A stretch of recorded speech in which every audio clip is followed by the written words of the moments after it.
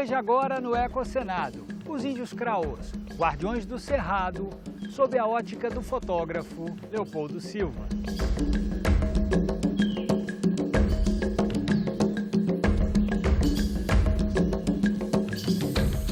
E a aprovação de medidas para a prevenção de enchentes e desabamentos na Comissão de Meio Ambiente. Ampliar no plano diretor de cada município as áreas de preservação e principalmente as áreas de proteção para a questão de enchentes. Você vai ver também logística reversa de produtos eletrônicos. É o caminho que o resíduo faz até retornar à cadeia produtiva novamente. No quadro Ideias Verdes, uma máquina de plantar florestas. E uma conversa sobre índios, quilombolas e meio ambiente com a senadora Elisiane Gama. Tanto as comunidades indígenas como todos os demais povos tradicionais, eles têm um poder e uma influência muito grande nessa preservação ambiental. Jornalista, ex-deputada estadual e federal pelo estado do Maranhão, a senadora Elisiane Gama dedica especial atenção à defesa dos povos indígenas e quilombolas. Integrante da Comissão de Meio Ambiente, ela defende a importância da preservação ambiental nos territórios ocupados por essas populações. Senadora Elisiane Gama, a senhora é relatora na Comissão de Infraestrutura de um projeto de autoria do senador Alessandro Vieira que propõe alterações na lei que criou a Política Nacional de Mudanças do Clima, uma lei de 2009, que, portanto, já tem 10 anos que está em vigor. Por que é importante modificar essa lei nesse momento, onde a gente pode dizer que vê, de certa forma, uma ascensão de um discurso negacionista das mudanças climáticas, né? Essa lei ficou desatualizada? Nós tivemos um avanço muito grande, por exemplo, hoje, das redes sociais, da comunicação e a necessidade de você ter um caráter de maior transparência com a ação que o poder público está fazendo no atendimento a essas mudanças climáticas que são reais. O que nós tivemos com esse projeto de lei do Alessandro, que nós relatamos, foi exatamente uma compensação, nós viemos cobrir uma brecha que não está no Plano Nacional de Mudanças Climáticas, que é a obrigação do poder público de forma periódica dar relatórios através dos seus sites, não é? Dos seus mecanismos, na verdade, de comunicação, apresentar, fazer uma prestação de contas com a sociedade de uma forma geral e mostrar, sobretudo, quais as ações que o poder público está fazendo para que possa ter uma ação mais enérgica, mais eficaz e atender aquilo que nós compreendemos dentro do sentimento das mudanças climáticas hoje, que é uma realidade no mundo e uma realidade no Brasil. A gente tem uma série de categorias, de áreas de preservação, e a gente tem também as reservas indígenas e as áreas quilombolas que estão previstas na Constituição Federal. Eu queria que a senhora comentasse um pouco o papel dessas áreas dentro de uma estratégia de preservação do meio ambiente e, mais recentemente, essa iniciativa do governo federal que está propondo mineração, aproveitamento hidrelétrico em áreas indígenas. Como é que a senhora vê esse movimento? Olha, a floresta, ela é um santuário para as comunidades indígenas. Os povos indígenas têm uma compreensão muito diferente do que são realmente essas florestas e o seu espaço. Tanto que a Constituição Federal é muito clara, quando estabelece, por exemplo, o acesso à terra, a garantia de um espaço físico para esses povos. E aí, claro, também, inclusive, os demais povos tradicionais, como os quilombolas e outros mais. Tanto as comunidades indígenas como todos os demais povos tradicionais, eles têm um poder e uma influência muito grande nessa preservação ambiental. E, infelizmente, a gente não tem visto por parte do atual poder público, não é, o entendimento desse nível de importância. Quando, por exemplo, o governo federal estabelece e manda para cá um projeto de sua autoria, estabelecendo um critério de ter a mineração dentro dessas comunidades, ele está transgredindo um princípio de ordem constitucional.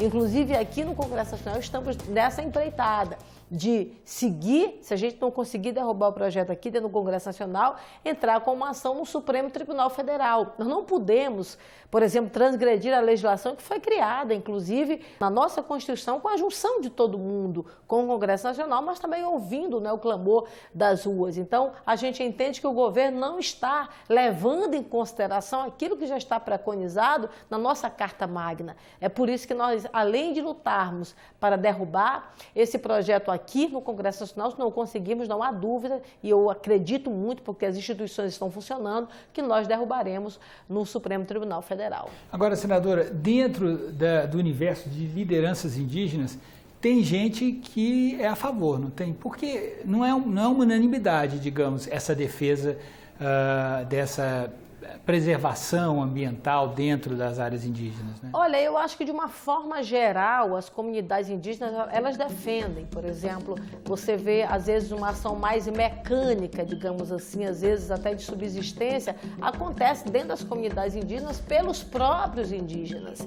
Nós estamos falando aí de uma ação de subsistência e de busca de sustento familiar para essas famílias. A gente, quando o governo manda para cá um projeto dessa natureza, ele está falando de ação industrializada, ele está falando de ação em larga escala, que vai, no nosso entendimento, trazendo inclusive uma grande preocupação, quem sabe até utilizar de uma forma muito não respeitando os direitos das comunidades indígenas, até de exploração de mão de obra indígena. Esses índios são mais fragilizados? Claro, precisam de uma proteção muito maior. E essa proteção ela já está hoje assegurada. O que nós precisamos é fazer valer essa lei. E hoje há uma ação tanto dos movimentos da sociedade civil e das ONGs que fazem esse trabalho, como das próprias representações das comunidades indígenas, né? Eles compreendem que devem continuar sendo assegurado aquilo que historicamente foi assegurado em lei e que não pode, por exemplo, hoje ser burlado.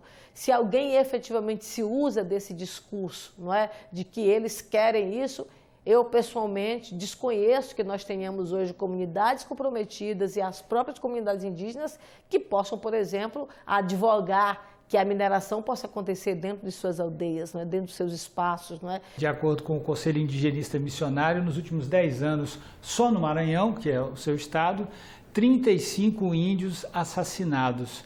Isso, de alguma forma, revela uma face perversa aí nesse processo. Nós estamos enfrentando dois problemas em relação aos povos indígenas. Nós temos um problema que é a questão dos suicídios.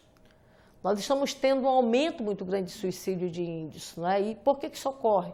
Ocorre porque são índios que às vezes ficam lá na beira da estrada para poder receber, buscar, às vezes até através de mendicância, o que é muito grave, acabam seguindo numa boa parte das vezes para o suicídio. A taxa de suicídio entre os indígenas está 3 vezes maior do que a taxa de suicídios na população brasileira. Então você vê que é realmente um aumento muito grande. Isso se dá porque pela negação dos direitos dessas comunidades. E nós temos um outro problema que é o assassinato desses índios, não é? Sobretudo aqueles que protegem o meio ambiente. Por exemplo, nós tivemos um avanço significativo nos últimos 10 anos, e você coloca muito bem, tivemos, por exemplo, em 2019, 7 assassinatos de índios, não é? Em 2018 nós tivemos 2. Então você vê que teve um aumento em 2019. Isso se deu, no meu entendimento, por quê? Pelo sentimento da impunidade. E alguns desses, inclusive, eram ativistas, não é? Por exemplo, nós temos os Guardiões da Floresta, que são, hoje, no estado do Maranhão, um movimento muito importante, com 100 índios aproximadamente. Um deles foi o Paulo Paulinho, foi assassinado, que era um dos integrantes desse movimento, que são os Guardiões da Selva. Na maioria, mais de 90% dos casos, requer, por exemplo, uma investigação por parte da Polícia Federal, porque são índios, não é? Então é uma investigação que cabe ao Poder Federal. Então, quando isso não acontece, você automaticamente dá um combustível para essa impunidade.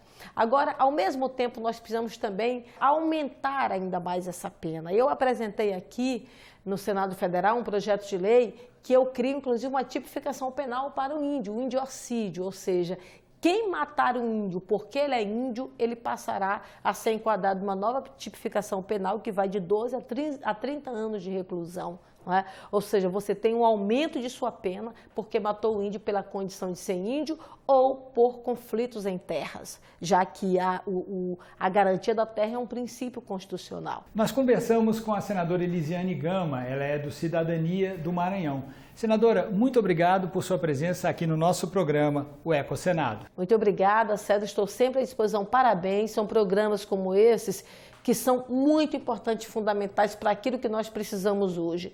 Nós temos uma sociedade civil também que está antenada como um agente também de fiscalização e controle para as ações que o poder público precisa fazer em relação ao nosso meio ambiente. O Ecocenado continua. 90% da demanda mundial por madeira hoje já é suprida por florestas plantadas. No Brasil, só em 2018, o setor recuperou 22.400 hectares de áreas degradadas, gerando um estoque de 4 bilhões de toneladas de gás carbônico. Estimular o plantio florestal é uma estratégia importante para reduzir a pressão econômica sobre as florestas nativas. A logística reversa passou a ser obrigatória para determinados setores produtivos desde a entrada em vigor da Política Nacional de Resíduos Sólidos em 2010. Um desses setores é o de produtos eletroeletrônicos. O repórter Rômulo Mazzoccanti foi ver, na prática, como isso está sendo feito por uma empresa de Brasília criada especialmente para atender essa demanda. Vamos conferir.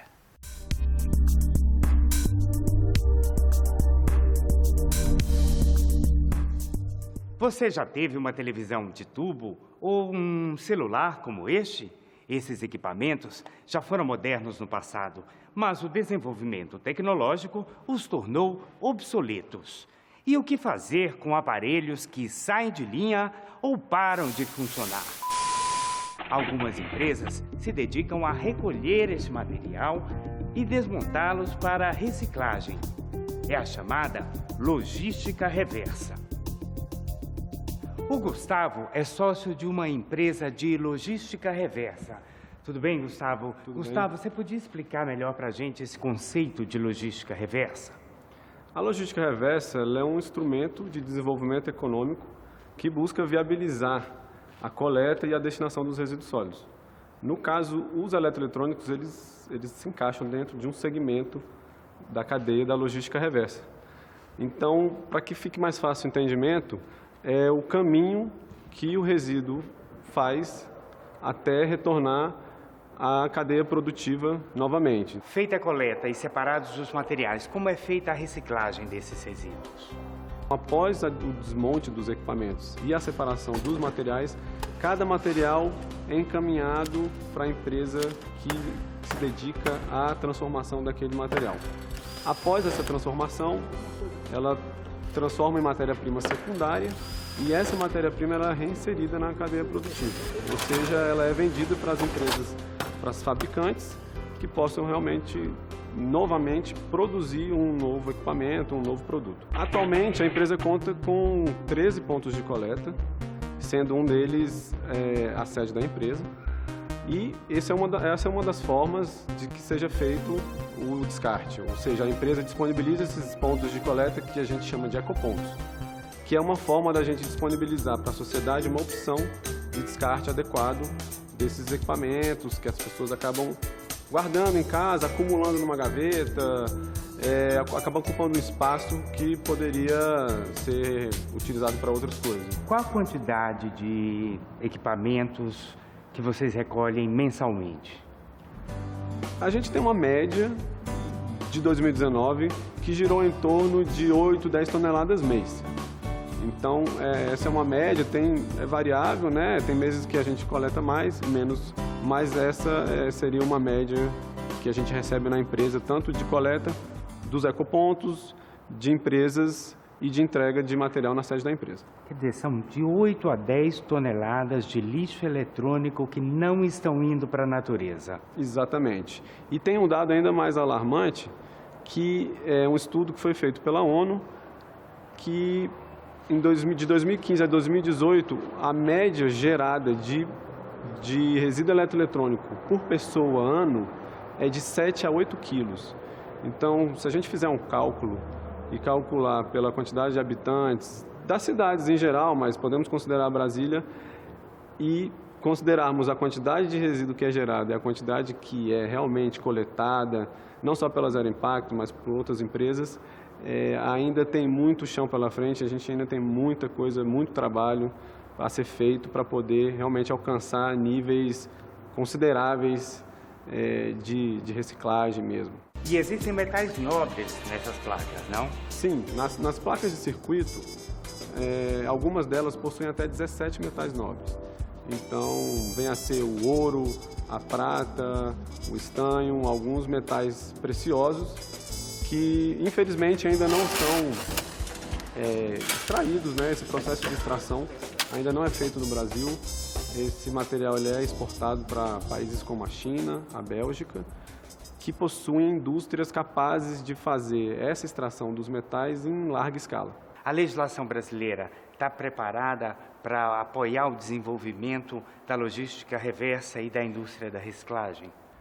Na verdade, a Política Nacional de Resíduos Sólidos ela foi aprovada em 2010 e ela é uma lei bem completa. O que faltava realmente, no caso dos eletroeletrônicos, era a assinatura desses acordos setoriais para que a partir daí pudessem evoluir, as empresas, o setor pudesse evoluir nessas tratativas com o governo, né, com a Associação Brasileira da Indústria de Eletroeletrônico, que é a ABIN, a gente poder evoluir nessas tratativas e nesses acordos e desenvolver o setor. Então, assim, a lei, de fato, ela é bem completa, ela é bem robusta e contempla todos os aspectos necessários. E vocês guardam alguns equipamentos também, não guardam? Sim, a gente guarda. A gente acaba recebendo muitos equipamentos antigos, de várias categorias diferentes.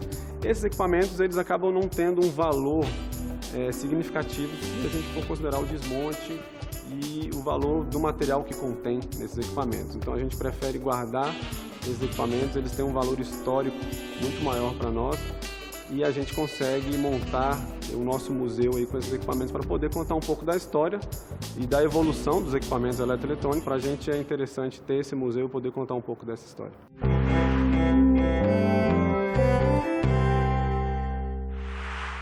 Na primeira reunião da Comissão de Meio Ambiente em 2020, os senadores aprovaram 2 projetos e requerimentos para audiências públicas.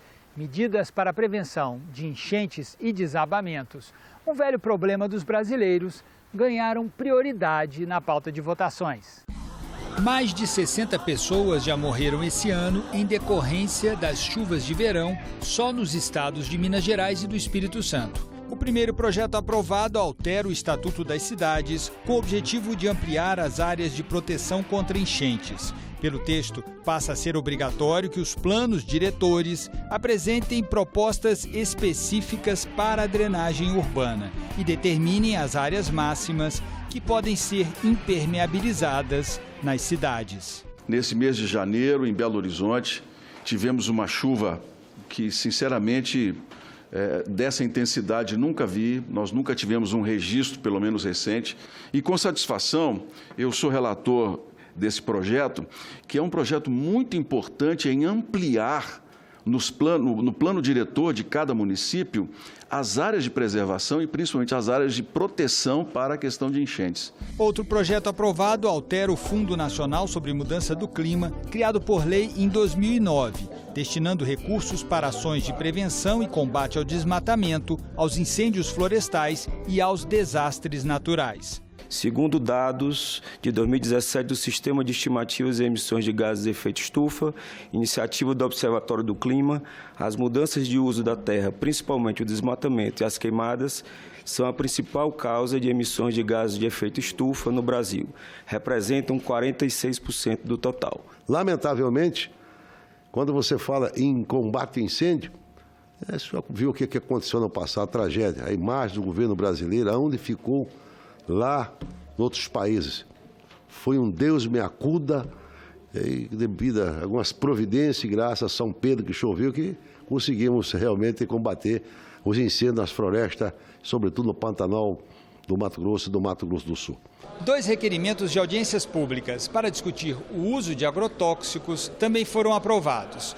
Uma delas vai ter como foco saúde e meio ambiente. A outra, as perspectivas do agronegócio.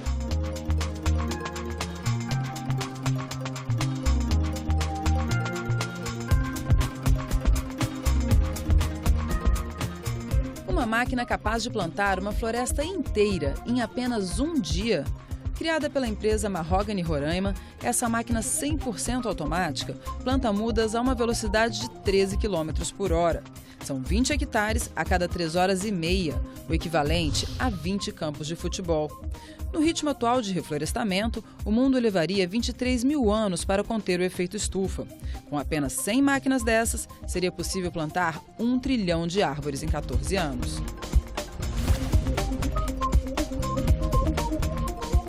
A Tesla lançou a terceira versão de seu telhado solar, que chega com preço mais barato do que um telhado comum.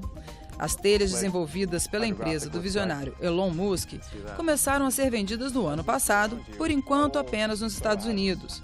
Os painéis solares de 10 kW garantem energia para toda a casa e até para abastecer os carros elétricos dos moradores.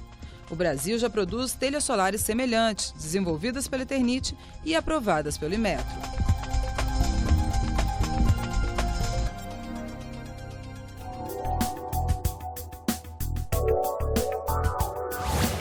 A Universidade Federal de São Carlos está oferecendo uma bolsa de pós-doutorado em Gestão da Paisagem e Geociências.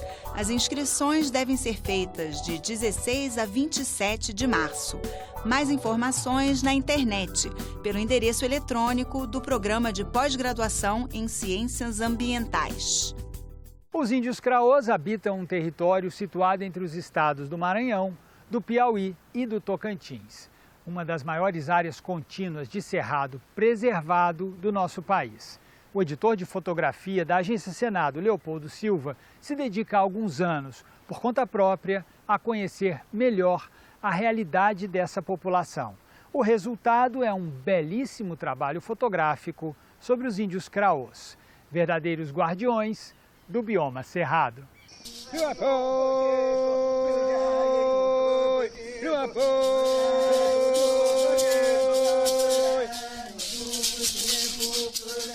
Nós viemos até a trilha Craô, no Jardim Botânico de Brasília, para conversar com o Leopoldo Silva. Ele é fotógrafo e ele vem realizando um trabalho com os índios dessa etnia, os índios Craôs do Tocantins. Não é isso, Leopoldo? É isso.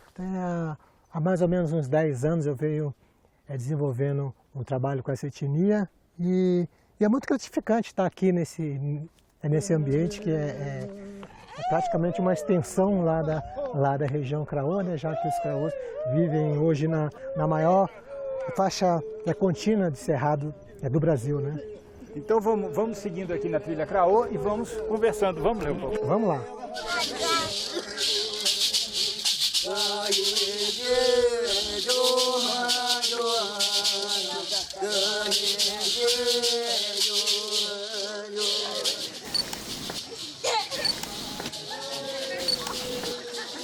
A ideia da gente vir aqui na trilha Craô com o Leopoldo foi justamente para procurar uma ambientação, eu imagino, né, Leopoldo, semelhante lá com essa da região dos índios Craôs, onde você está realizando o seu trabalho, não é? Parecido com isso aqui, né?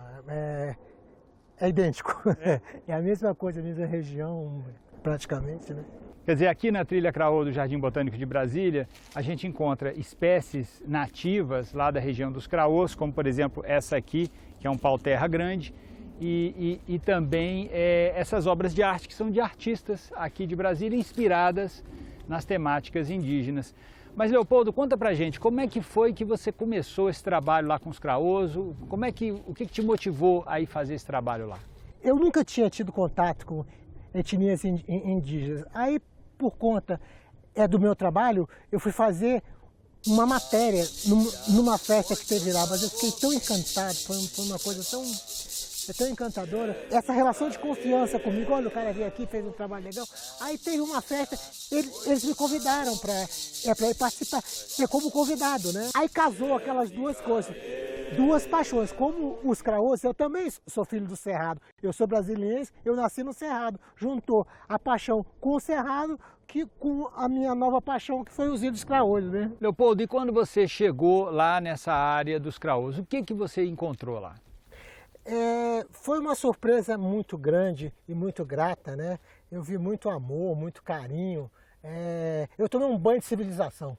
Se você fosse descrever os Craôs, como é que você descreveria, assim, como eles se comportam, como eles são como povo, assim?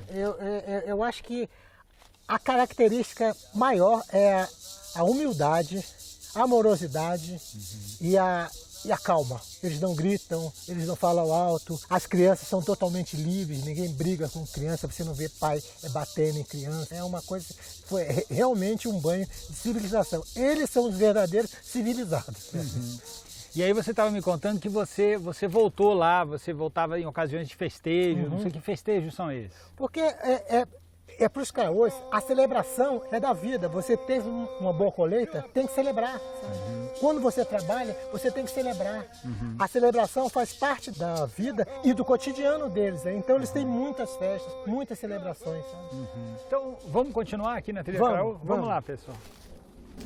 Caminhando aqui pela trilha Craô do Jardim Botânico de Brasília, nós chegamos até esse ponto, onde encontramos uma mata ciliar. O Leopoldo estava me explicando que esse tipo de vegetação está presente lá na área dos Craôs, não é isso, Leopoldo? É como se a gente tivesse lá um pouco mais quente lá, né? Imagino, né? É isso aí. Só está faltando os índios, né? Então, a gente vai continuar agora vendo as fotos do trabalho do Leopoldo Silva com os índios Craôs do Tocantins. Vamos ver.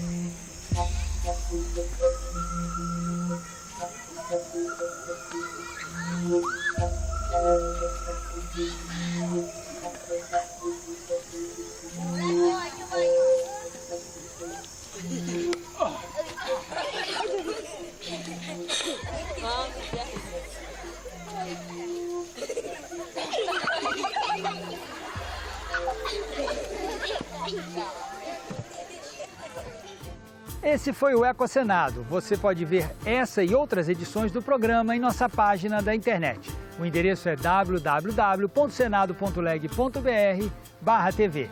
No mês que vem a gente volta. Tchau!